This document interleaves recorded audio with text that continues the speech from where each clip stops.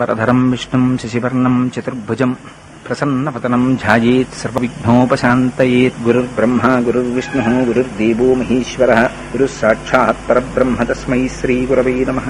వ్యాసాయ విష్ణురూపాయ వ్యాసరూపాయ విష్ణవే నమో వై బ్రహ్మనిధయే వాసిష్ఠాయ నమో నమః. కూజంతం రామ రామేతి మధురం మధురాక్షరం ఆరుహ్య కవితాశాఖాం వందే వాల్మీకికోకిలం. శ్రుతిస్మృతిపురాణానాం ఆలయం కరుణాలయం నమామి భగవత్పాదశంకరం లోకశంకరం. వాగర్ధావివ సంపృక్తౌ వాగర్ధప్రతిపత్తయే జగతః పితరౌ వందే పార్వతీపరమేశ్వరౌ. సూక్తిం సమగ్రేతున స్వయమేవ లక్ష్మీః శ్రీరంగరాజమహిషీమధురైః వైదగ్ధ్యవర్ణకునగుంభనగౌరవైర్యాం కండూలకర్ణకుహరాः కవయోధయంతి.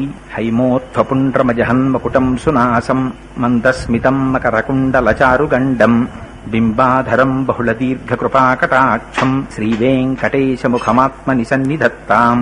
మనోజవం మరుతతుల్యవేగం జితేంద్రియం బుద్ధిమతాం వరిష్టం వాతాత్మజం వనరయూధముఖ్యం శ్రీరామదూతం శిరసా నమామి.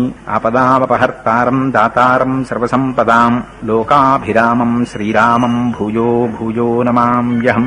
శ్రీరామచంద్రం శ్రితపారిజాతం సీతాముఖాంబోరుహచించరీకః సమస్తకల్యాణగుణాభిరామः నిరంతరం మంగళమాతనోతు. మాణిక్యవీణాం ఉపలాలయంతీం మదాలసాం మంజులవద్విలాసాం మహేంద్రనీలద్యుతి కోమలాంగీం మాతంగకన్యాం మనసా స్మరామి. హరి ఓం. పరమేశ్వర స్వరూపమైన సభకి నమస్కారం. ఈనాడు పరమేశ్వరుని యొక్క నిర్హేతుక కృపాకటాక్ష వీక్షణముల చేత శివం అన్న శబ్దానికి కళ్యాణము, మంగళము, శ్రేయము, భద్రము అని పేరు.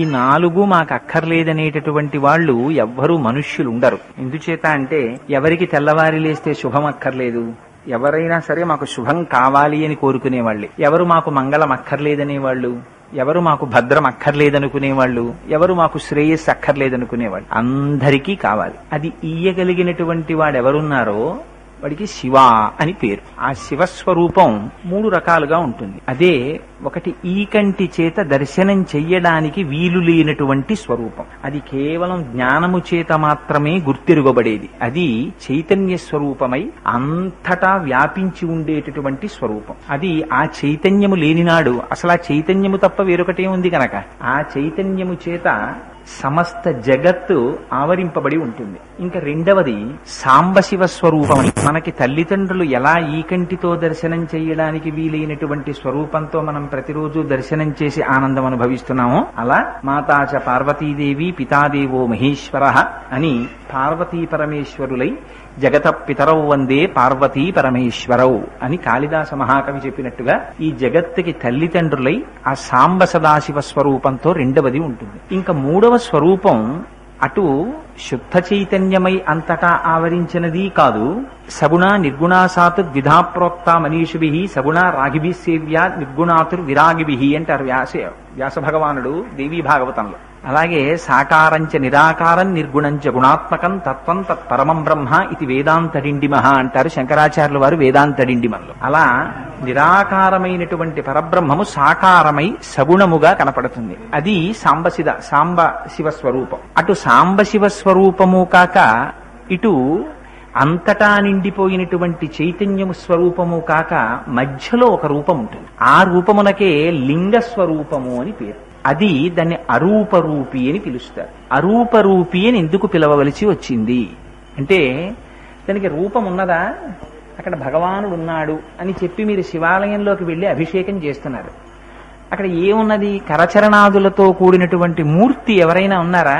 మీరు వెనక దేవాలయంలో వెంకటేశ్వరుడి గుడిలోకి వెడితే కరచరణాదులతో కూడినటువంటి మూర్తి కనపడతారు. మీకు ఇక్కడ కరచరణాదులతో కూడినటువంటి శివస్వరూపం ఏమైనా ఉందా? లేదు. పోనీ అలాగని అసలు ఏ స్వరూపము లేకుండా ఉందా? అలాగా లేదు. ఒక చిన్న పీఠం అంబమయం సర్వం శివలింగైశ్చ చిన్మయం అంటారు. అలా ఆ పీఠముతో కూడి చిన్మయముతో కూడినటువంటి లింగస్వరూపం ఒకటి ఉన్నది. కాబట్టి అసలు ఏమీ లేదు అందామా? కుదరదు. ఉన్నది అందామా? కరచరణాదులతో కుదరదు. ఈ రెండూ కాకినటువంటి స్వరూపంతో ఉన్నటువంటిది ఏదో దానికి అరూపరూపి అని పేరు. అది లింగస్వరూపం. ఈ లింగస్వరూపం గురించి రుద్రాధ్యాయ ప్రారంభంలో ఒక అందమైన మాట ఒకటి చెప్పారు. అది ఆపాతాళన బస్తలాంత భువన బ్రహ్మాండమా విస్ఫురత్ అన్నారు. అది జ్యోతిస్ఫాటిక లింగ అన్నారు. అది జ్యోతిర్లింగం. మనం జ్యోతిర్లింగాలు అంటుంటాం.